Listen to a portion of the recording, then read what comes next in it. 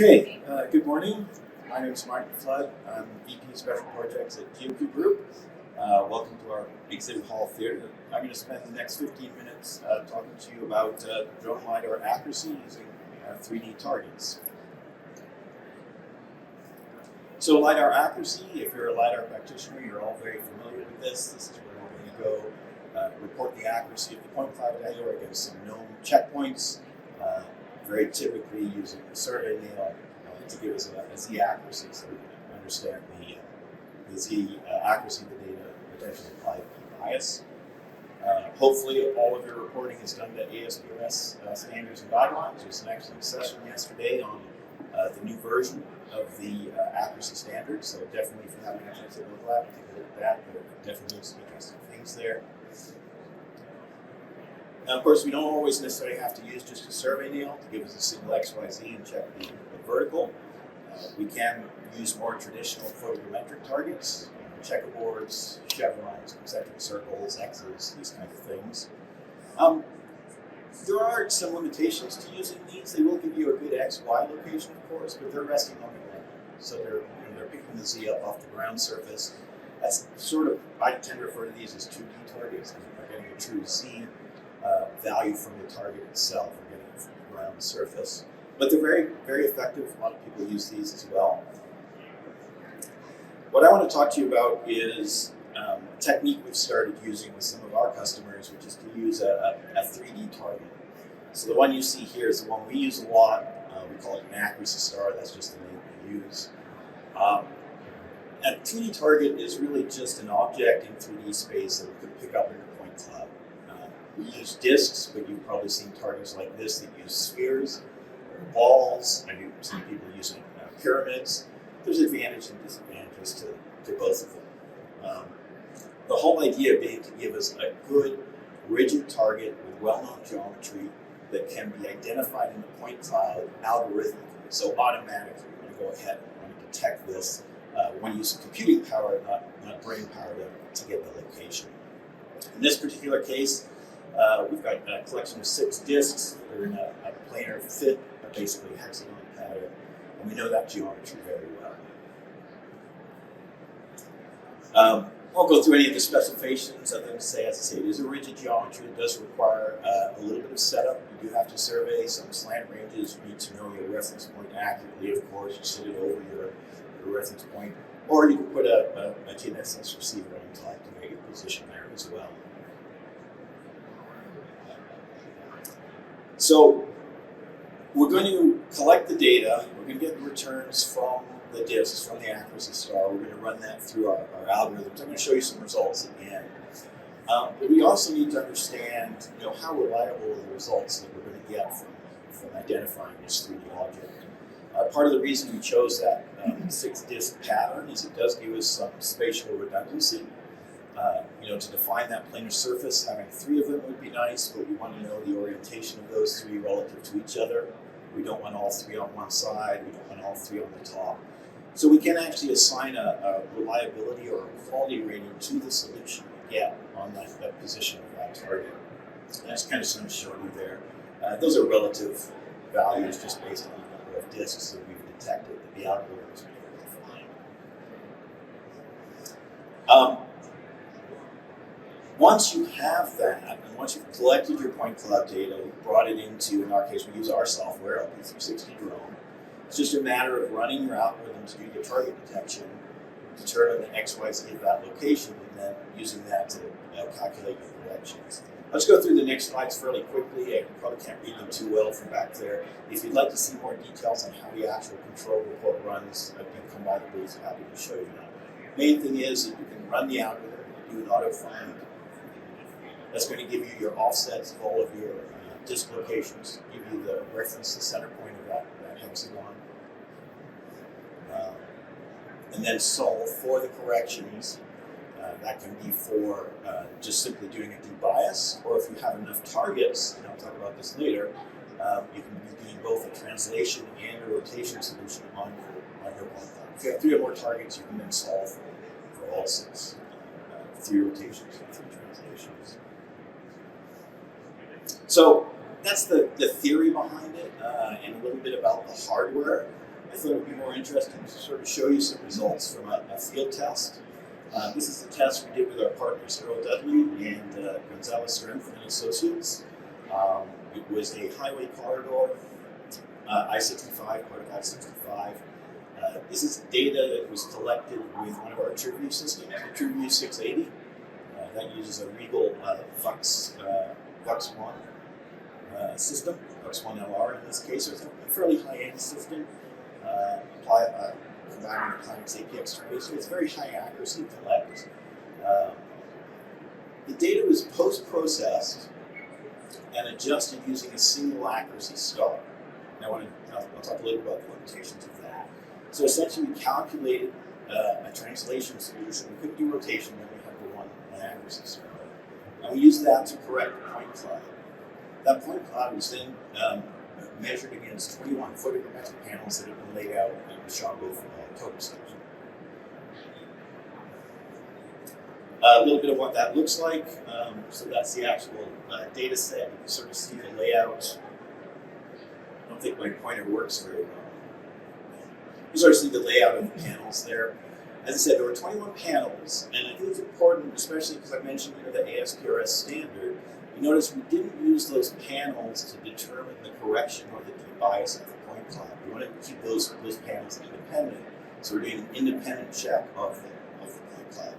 You see the accuracy star set up on the left-hand side there, and then actually the timing of the flight was such that they actually were able to scan one of the surveyors, one of the field crew that was out there, and how well it shows up at the back. We can sort of see the accuracy star and the point cloud on the far right there. So the methodology for this test is pretty straightforward. As I said, we process the data in our software, LB360 Drone. Just do the standard processing that anyone who's doing drone LiDAR will be familiar with. You're going to do your trajectory processing, you're going to geocode your data. Applied some strip adjustment, strip matching, standard step that you do with any LiDAR data set, and some denoising, because LiDAR data, even a Vux, can have a little bit of noise. And as I mentioned, we calculate one set of corrections and translation only from that one accuracy star on the parallel bands. Now, there are some limitations of this field test because, as I'm sure many of you can understand, we ran into issues in the field. Originally, we had wanted to have a full 3 accuracy star set up so we could do full translation and rotation. We weren't able to set up the extra 2.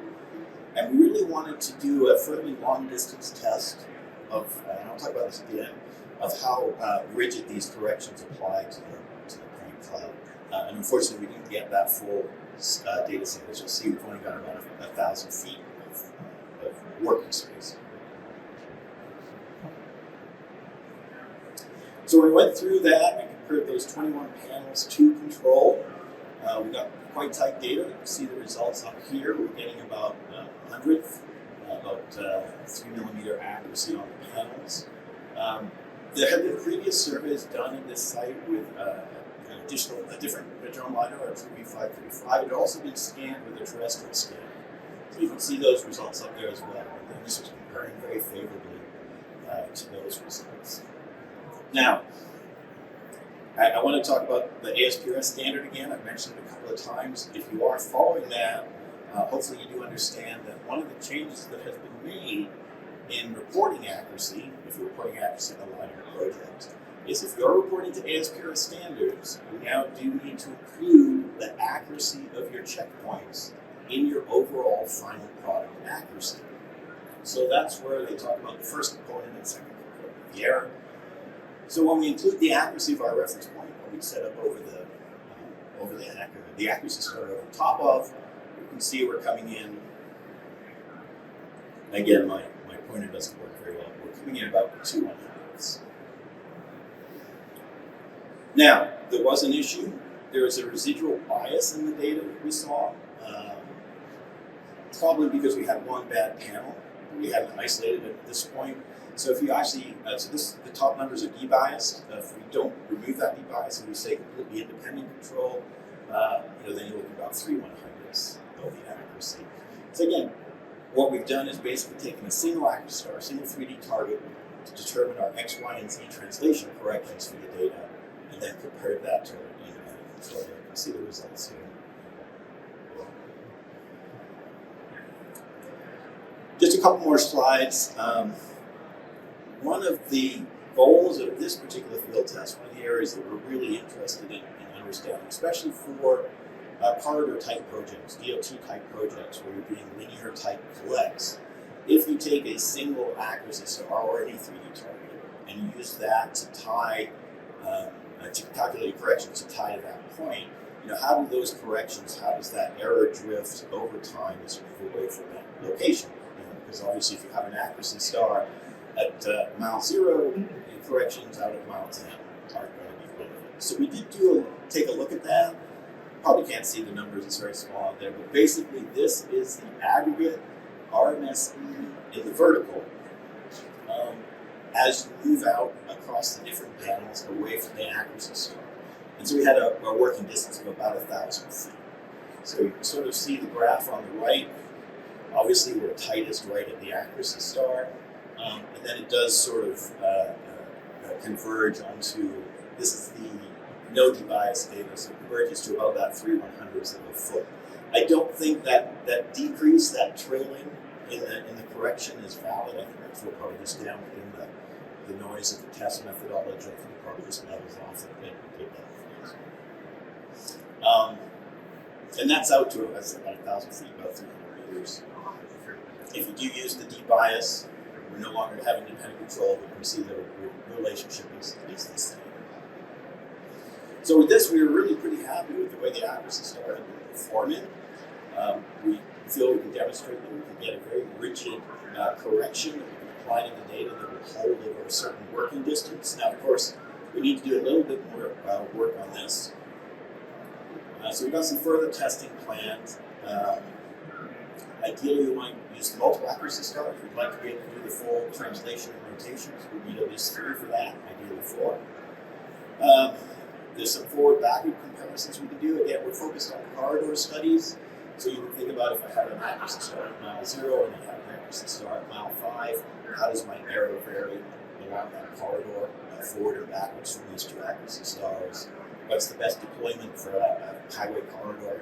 How often do you need an accuracy star? How often can you supplement with checkerboards or chevrons, that kind of work? And how does that error drift further? 1,000 feet is not a good working distance. I really like to test it out to 5,000 or 10,000 feet and see what's happening.